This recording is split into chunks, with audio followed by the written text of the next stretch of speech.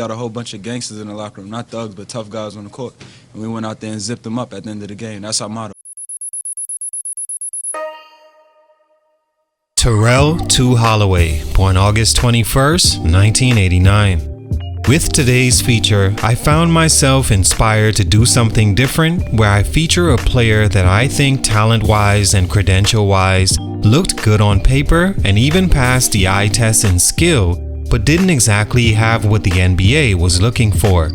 Players that come to mind: Xavier Mays, a recent feature that still confuses me as to why he's not in the league.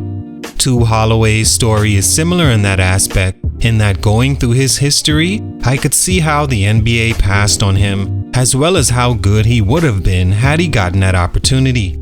It's also different because these players still had a great outcome to their story. For example, Tu Holloway began his professional career in 2012 after going undrafted in the NBA draft and has played up until 2023 and likely looking forward to a few more years, making that over 10 years he's made a way to have basketball finance his existence and keep him around the game he grew up loving. To me, that's not a bad life. Not every player makes it to the NBA, and that should be understood, as well as there are times when players that shouldn't have do. But then there's those times not usually talked about, where the player is obviously just as talented as some of the 60 chosen, had an amateur career where he's proven on the biggest stages he can lead a team and win most importantly, but equally obvious that he won't get the chance to prove that on the NBA level. Accredit that to fault in the system, timing, wrong school, team need, or whatever that makes the player good enough, just not right enough for the NBA. Holloway left high school with offers from big-name schools like Oklahoma, Kentucky, Marquette, Ohio State, and more. He decided on Xavier, and by his sophomore year, many could understand why. He got the chance to play. 31 minutes a game that year, and from there, high 30s for the rest of his career. In that time, he led his team in scoring his junior and senior seasons and helped lead them to the NCAA tournament all 4 years. He was also the Conference Player of the Year and All-American in 2011. In 2012, there were 7 point guards taken overall, and I could name at least 5 of them Tu Holloway was better than or had a better college career than, yet they were taken and not him.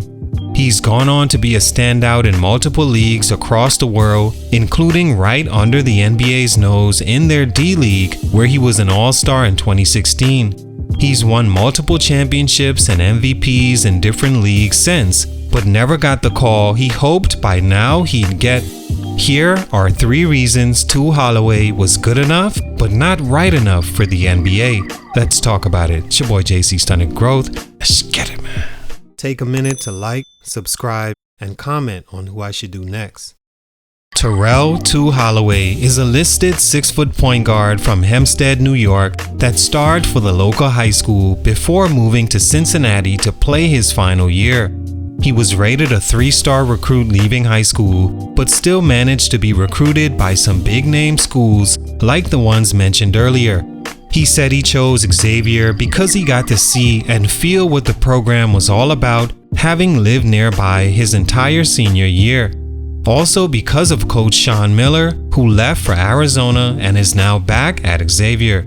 Tu says the most important thing Coach Miller told and reassured him over time was that if he came to the Musketeers, he'd be guaranteed an opportunity to play and play a lot. I always give the advice that nowadays, it doesn't matter where you play, as long as your talent matches what the NBA is looking for at the time. If you're good enough, the best league will want you and come find you.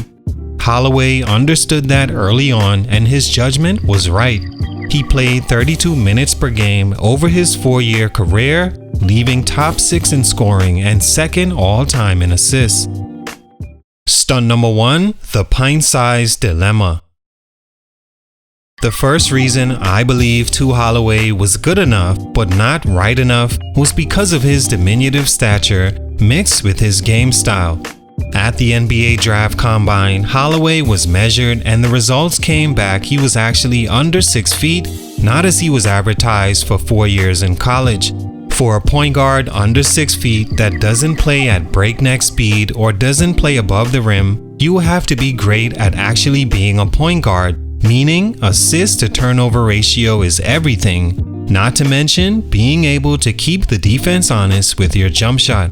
If you're under 6 feet and tabbed as the team's leading scorer, you must then show you can be one of the best scorers among your competition. There was no bracket you could place Holloway in that justified taking him with the disadvantage and liability he automatically becomes on the NBA level, mainly on defense. When you're 6 feet and under, focusing on running the team as a point guard over an undersized guy that can score a bunch but still not scoring at an elite level in college is ultra important and could mean the difference in you being drafted or not. His best season came in 2010-11, where he averaged 19.7 points, 5 rebounds, and 5 assists.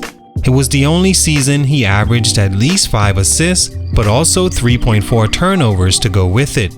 In the NBA, each team most likely already have a scorer or two, so they want to see something different, as in more traditional, or if you're a scoring guard, at least be elite at it, averaging well over 20 points or more.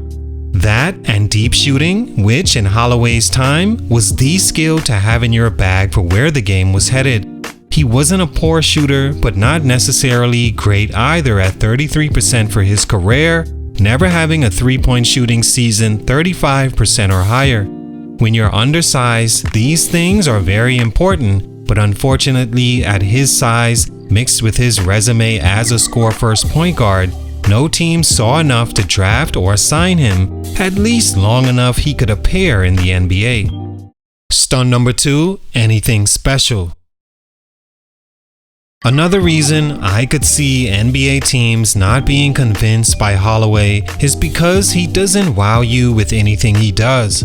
He shows up, gets his buckets, a few assists here and there, but for the most part, Holloway was more of a shooting guard or combo guard, and in that position, without something special that stands out about you, makes you easily overlooked. When you watch Holloway work out, he's not necessarily a player that'll impress you with any one thing he does.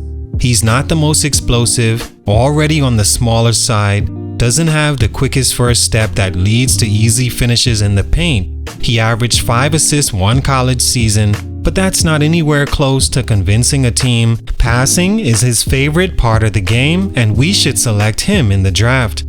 Holloway had his best season as a junior at Xavier in 2010-11, averaging basically 25 and 5 in 38 minutes a game, and some say he should have stayed in the draft that year instead of coming back for a senior season. He had a worse year than before in a lot of important ways a point guard for a school like Xavier can't afford to have, and in workouts, he didn't do one thing that stood out and made you see his NBA potential. He did show he could at least improve over the years, which for the most part he did, going from 5 points a game as a freshman to the Conference Player of the Year and All-American just 2 years later. Stunt number 3, simply overlooked. Lastly, sometimes it's possible that a player can simply be overlooked and it has nothing to do with their ability. This usually is affected by timing, in that Tu was already coming into the league after being a college senior and would go overseas immediately after summer league, not getting back to the NBA radar until 2015-16. He was an all-star in the D-League that season, but also 26-27 years old by then, and at that point, scouts are now focused on somebody younger that can fill the same role you can. As Tu always said though, for him it's about being somewhere you can actually play and be yourself. He couldn't do that in the NBA even if he made it, but he could do it overseas, which is where he had a long standout career as a pro. Of course, going back overseas in a time you're at your prime age signifies you're content with where you're at, but also takes you out of the eyes of the NBA. Out of sight is out of mind. All in all, Tu Holloway was a big-time college player that hit clutch shot after clutch shot at Xavier, and based on his time there, should have at least gotten a shot in the league. he still ended up doing pretty well, having a long career that's still ongoing. Solid player, but for these reasons, he was good enough, but not right enough for the NBA. Salute, much respect. It's your boy JC Stunted Growth, and I'm out.